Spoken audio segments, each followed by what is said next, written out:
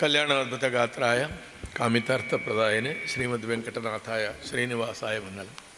ಶ್ರೀ ಲಕ್ಷ್ಮೀ ವೆಂಕಟೇಶ ಸ್ವಾಮಿಯ ಸನ್ನಿಧಿಯಲ್ಲಿ ಕುರಿಯ ವಿಠಲ ಶಾಸ್ತ್ರಿ ಪ್ರತಿಷ್ಠಾನ ನಡೆಸ್ತಾ ಇರೋ ಸಪ್ತಾಹ, ಅದರಲ್ಲಿ ಭಾಗವಹಿಸುವುದು ನಮಗೆ ಹೆಮ್ಮೆ. ನಮ್ಮ ಬಗ್ಗೆ ಹೊಗಳಿಕೆಯನ್ನು ಕೇಳೋದು ಸ್ವಲ್ಪ ಮುಜುಗರ. ಆದರೂ ಅವರು ಕರ್ತವ್ಯ ಬುದ್ಧಿಯಿಂದ ಪ್ರಾಮಾಣಿಕವಾಗಿ ಹೇಳಿದ್ದಾರೆ ಅಂತ ಭಾವಿಸಿ ಸ್ವೀಕರಿಸಿದ್ದೇನೆ. ಅನವಶ್ಯ ಹೊಗಳುವವರಲ್ಲ, ಬೈಯೋರಂತಲೇ ಪ್ರಸಿದ್ಧರು ಅವರು. ಸ್ನೇಹಿತರೆ, ಕಳೆದ 25 ವರ್ಷಗಳಿಂದ ಕುರಿಯ ವಿಠಲ ಶಾಸ್ತ್ರಿ ಪ್ರತಿಷ್ಠಾನ ಯಕ್ಷಗಾನದ ಒಟ್ಟು ಸಂಘಟನೆಯಲ್ಲಿ ಒಂದು ಮಾದರಿಯನ್ನು, ಒಂದು ಊರ್ಮಿಯನ್ನು ನಿರ್ಮಾಣ ಮಾಡಿದೆ. ಹೆಚ್ಚು ಕಡಿಮೆ ಏಕವ್ಯಕ್ತಿ ಸಾಹಸವಾಗಿ ಎಲ್ಲ ಕಲಾವಿದರ, ಕಲಾ ಪೋಷಕರ ಸಹಕಾರವನ್ನು ಮರ್ಯಾದೆಯಿಂದ ಪಡೆದು ಹೆಸರು ಉಳಿಸಿಕೊಂಡು ಅನೇಕ ಕಲಾವಿದರನ್ನು ಪ್ರೋತ್ಸಾಹಿಸಿ ಯಕ್ಷಗಾನದಲ್ಲಿ ಒಂದು ಇತಿಹಾಸ ನಿರ್ಮಾಣವನ್ನು ಮಾಡಿರುವ ಅಶೋಕ ಭಟ್ರು ಮತ್ತು ಅವರ ಬಳಗವನ್ನು ಹಾರ್ದಿಕವಾಗಿ ಅಭಿನಂದಿಸ್ತೇನೆ.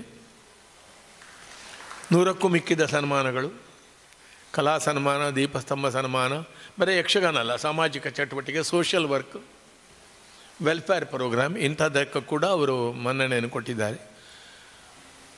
ಪೂಜ್ಯ ಹೆಗ್ಗಡೆಯವರ ದೊಡ್ಡ ಬೆಂಬಲ, ಉಜಿರೆ ಮಹಾಜನರ ಬೆಂಬಲ, ಇಡೀ ಯಕ್ಷಗಾನ ವಲಯದಲ್ಲಿ ಅಶೋಕ ಭಟ್ರು ಅರ್ಥಧಾರಿ ಎಂಬುದಕ್ಕಿಂತ ಮೀರಿ ಅವರು ಬೆಳೆದಿದ್ದಾರೆ.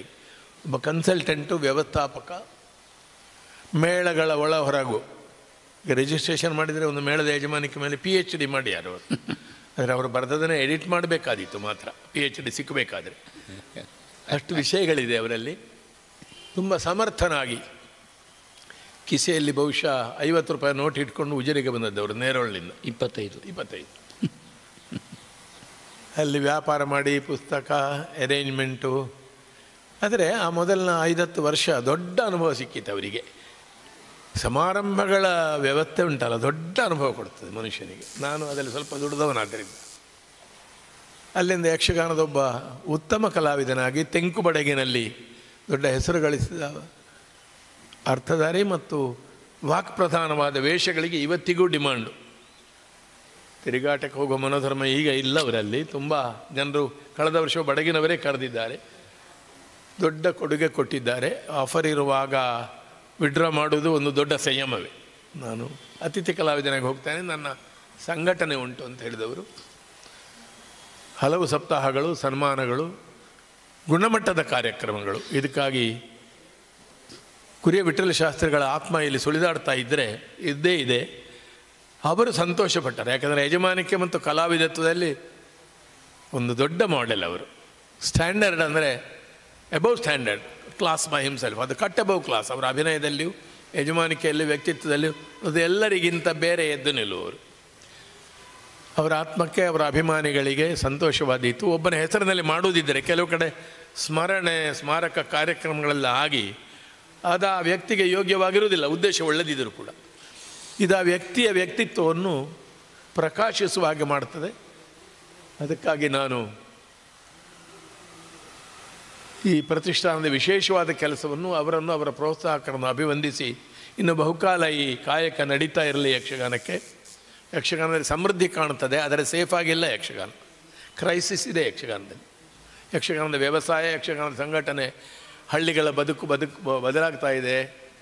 ಹಳ್ಳಿಯಿಂದ ಮುಖ್ಯವಾಗಿ ಅಡಿಕೆ ಬೆಳೆಗಾರರು ಮೈಗ್ರೇಟ್ ಆಗ್ತಾ ಇದ್ದಾರೆ. ಸಣ್ಣ ಪ್ರೋಗ್ರಾಮಿಗೆ ಬೇಡಿಕೆ ಬರ್ತಾ ಉಂಟು. 10 ನಿಮಿಷದ ಯಕ್ಷಗಾನ, 1 ಗಂಟೆ ಯಕ್ಷಗಾನ. ಮತ್ತು ಯಕ್ಷಗಾನ ಒಂದು ಶೋ ಪೀಸ್ ಆಗ್ತಾ ಇದೆ ಈಗ, ಗಾಯನವೇ ಪ್ರತ್ಯೇಕ. ಇದೆಲ್ಲ ನನ್ನ ದೃಷ್ಟಿಯಿಂದ ಒಳ್ಳೆಯ ಲಕ್ಷಣಗಳಲ್ಲ.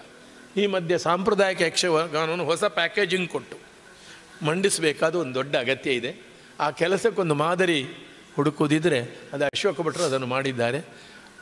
ಆ ದೃಷ್ಟಿಯಿಂದಲೂ ನೋಡಬೇಕು. ಅವ್ರನ್ನ ಪ್ರೋಗ್ರಾಮ್ ಕೊಟ್ಟಿದ್ದಾನೆ, ಅರ್ಥ ಹೇಳಿದ್ದಾನೆ, ಅದು ಇದ್ದದ್ದೇ. ಈ ಫೀಲ್ಡಿಗೆ ಏನು ಕೊಟ್ಟಿದ್ದಾನೆ ನಾನು ನೋಡೋದು ಹಾಗೆ. ಆ ದೃಷ್ಟಿಯಿಂದ ಅಶೋಕ ಭಟ್ರಂತಹ ಸಂಘಟಕರು ನಮ್ಮ ಪ್ರೋತ್ಸಾಹಕ್ಕೆ, ಬೆಂಬಲಕ್ಕೆ ಸದಾ ಅರ್ಹರು. ಇವತ್ತು ಸಂಸ್ಮರಿಸಬೇಕಾದ ಭಾಗವತರಾದ ಗಣಪತಿ ಭಟ್ರನ್ನು. ಇದು ನಮಗೆ ಕರ್ತವ್ಯ ಹೌದು, ನೋವನ್ನು ಕೊಡುವ ವಿಷಯವೂ ಹೌದು. ಇನ್ನು 10 ವರ್ಷ ಆದರೂ ಇದ್ದು ಭಾಗವತಿಗೆ ಮಾಡಬೇಕಾಗಿದ್ದವರು. ನನಗೊಬ್ಬರಿಗೂ ದೀರ್ಘಕಾಲದ ಒಡನಾಟ. ಅವರು 15-16 ವರ್ಷದವರಿರುವಾಗಲೇ ಚೊಕ್ಕಾಡಿ ಪ್ರದೇಶದಲ್ಲಿ 2-3 ತಾಳಮಂದಿರಗಳಲ್ಲಿ ಸುಬ್ಬಪ್ಪಯ್ಯನವರು, ಉಡುವೆ ಕೊಡಿ ಮತ್ತು ನಾನು ಭಾಗವಹಿಸಿದೆ. ಆಗಲೇ ಮಧುರವಾದ ಕಂಠದಿಂದ ಭವಿಷ್ಯವನ್ನು ನಿರ್ಮಾಣ ಮಾಡಿದವರು. ದೊಡ್ಡ ಪರಂಪರೆ ಭಾಗ್ಯಶಾಲಿಯವರು. ಮಾಂಬಾಡಿ ಪರಂಪರೆ ಅದು, ಅದೇ ಮನೆತನ. ತಂದೆಯವರು ಅಜ್ಜ ಪುಟ್ಟನಾರಾಯಣ ಭಾಗವತರು ಮಾಂಬಾಡಿಯವರೇ ಸರಿಯಾದವರು, ಆದರೆ ಅವರು ವ್ಯವಸಾಯಕ್ಕೆ ಹೋಗಲಿಲ್ಲ ಅಷ್ಟೇ. ಮನೆಯಲ್ಲೆಲ್ಲ ಅಣ್ಣ ತಮ್ಮ ಚಿಕ್ಕಪ್ಪ ದೊಡ್ಡಪ್ಪ ಎಲ್ಲ ಚಂಡೆ ಮೊದಲೇ ತುಂಬಿದ ಒಂದು ಯಕ್ಷಗಾನದ ತುಳು ಭಾಷೆಯಲ್ಲಿ ಹೇಳಿದರೆ ಮುರೆಲ್ ಜೇನು ತಟ್ಟಿ ಆಗಿದ್ದದ್ದು. ಅದರಿಂದ ಒಬ್ಬ ಶ್ರೇಷ್ಠ ಕಲಾವಿದ ಉದ್ಭೂತನಾದರೆ ಆಶ್ಚರ್ಯ ಇಲ್ಲ. ಆದರೆ ಮನೆತನದ ಗೌರವವನ್ನು ಉಳಿಸಿದ್ದಾರೆ, ಸಂಪ್ರದಾಯವನ್ನು ಉಳಿಸಿ ಬಹುಕಾಲ ತಿರುಗಾಟಗಳನ್ನು ಮಾಡಿ ಮುಖ್ಯವಾಗಿ ಸುರತ್ಕಲ್ ಮೇಳದ ಭಾಗವತರಾಗಿ ಹೆಚ್ಚು ಅವರು ಪ್ರಕಾಶಕ್ಕೆ ಬಂದವರು. 2ನೇ ಶ್ರೇಣಿಯವರ ಮಾರ್ಗದರ್ಶನ ಅವರಿಗೆ ಸಿಕ್ಕಿತು. ಒಳ್ಳೆ ಅಂದದ ಶೈಲಿ, ಆಟದಲ್ಲಿ ಖುಷಿಪಟ್ಟು ಭಾಗವಹಿಸೋರು, ಕುಶಾಲ್ನವರು. ಕೆಲವು ಸಲ ಪಾಪ ಹೊಂದಾಣಿಕೆಯವರು, ಭಾಗವತಿಕೆ ನಿರ್ದೇಶನವನ್ನು ಹೇರುವವರಲ್ಲ.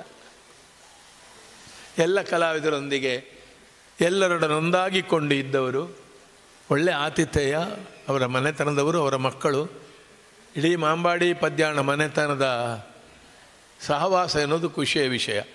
ಯಕ್ಷಗಾನದ ಇತಿಹಾಸವನ್ನು ನೋಡಿದರೆ ಗಮನಿಸಬೇಕಾದ ಒಂದು ವಿಷಯ, 70-80ರ ಮಧ್ಯೆ ತೆಂಕು ಬಡಗಿನಲ್ಲಿ ಹಲವು ಭಾಗವತ್ತದೆ ಎನ್ನುವ ಭರವಸೆಯನ್ನು ನೀಡಿತು. ಆಗ ಹೆಸರು ಇಟ್ಟುಕೊಳ್ಳುವುದು ಒಂದು ಸುಲಭ ಆಗಿರಲಿಲ್ಲ. ಯಾಕಂದರೆ ಬೇರೆ ಕಾಂಪಿಟೇಟಿವ್ ಟ್ಯಾಲೆಂಟ್ಸ್, ಮಂಡೇಚರೋ ಬಲಿಪರೋ ಮಧ್ಯ ವಯಸ್ಸು ದಾಟುವಾಗ ಕಡತೋಕದವರು ಇನ್ನೂ ಅಗ್ರಮಾನ್ಯ ಭಾಗವತರಿರುವಾಗ ತಾನು ಭಾಗವತನಾಗಿ, ಸಂಗೀತಗಾರನಾಗಿ, ಉತ್ತಮ ಭಾಗವತನಾಗಿ, ಆಮೇಲೆ ಅಗರಿ ರಘುರಾಮ್ ಭಾಗವತರ ಮಾರ್ಗದರ್ಶನವನ್ನು ಪಡೆದು ಶ್ರೇಷ್ಠ ಭಾಗವತರಾಗಿ ಕಲಾವಿದರೆಲ್ಲರೇ ಬೇಕಾದವರಾಗಿ ಯಶಸ್ವಿಯಾಗಿ ಬೆಳೆದರು. ಒಳ್ಳೆಯ ಸಂಸಾರಿ, ಒಳ್ಳೆಯ ಸ್ನೇಹಿತ.